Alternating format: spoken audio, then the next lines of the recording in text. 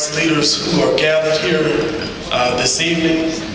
That video sort of has me emotional because just watching him when he was up and around and then seeing the position he is in now. We all know that we'll get there one day, but I do appreciate him being honored in this way. I am here tonight representing the legacy of an amazing man, the Rev Claude Black Jr., pastor, civil rights leader, human rights leader, senior citizens advocate, author, and humanitarian. My grandfather just recently celebrated his 92nd birthday, and I had the privilege of being with him when he became ill. I have to tell you that God is very good because as our former mayor just said, he was on a respirator. We were having to make a lot of decisions because of the fact that he had stopped breathing. And we actually took him to the step of life support. I am happy to say that, like you said, a lion always rises up. Rev Black was pulled off of that equipment 2 days ago.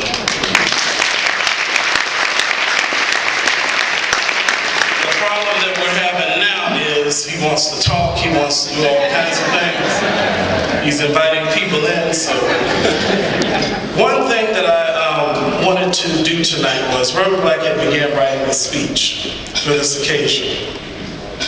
He was very excited about it. Even in the hospital, he was still telling the nurses and telling us that he was coming tonight.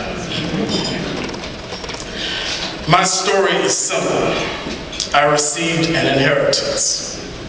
My inheritance began with my father, a Pullman porter and a local labor union leader with the Brotherhood of Sleeping Car Porters, a man of very high integrity, a man of pride, a man of dignity, a man who passed his name on to me.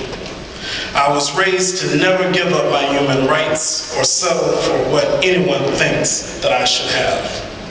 As a child, our home was a constant place for discussions about social issues. The conversations were not limited to Pullman porter issues. They would discuss race relations as well. One constant visitor would be A. Philip Randolph.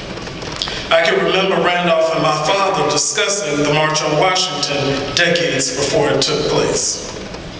I would sit silently and just listen as they would tell horror stories of men that would lose their jobs and would even lose their lives over nonsense.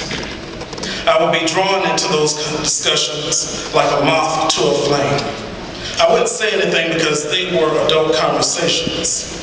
Nevertheless, I was amazed that these men had the guts to stand up for their rights. During those years, a black man could not talk openly about race relations. All of these discussions and strategies were discussed behind closed doors. If discovered, it could lead to far worse. I hate to say that because I let you know how old I am. I have always been amazed that hatred could allow a man to lose everything. It was not due to his own actions, but because of his born identity. I heard that once, and it stuck with me. How can we talk about God and love but accept racism, discrimination, and segregation?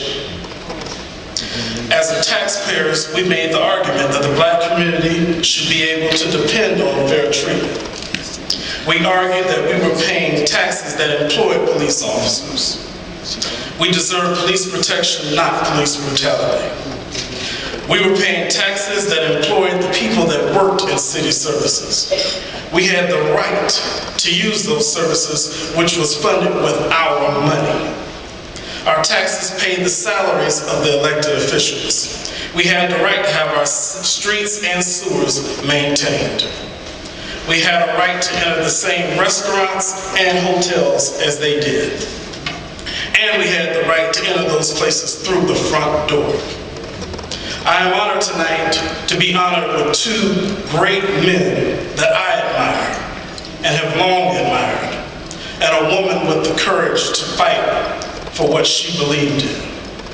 They have had to sacrifice their own lives and the stability of their families to fight a system that was infested with racism and injustice.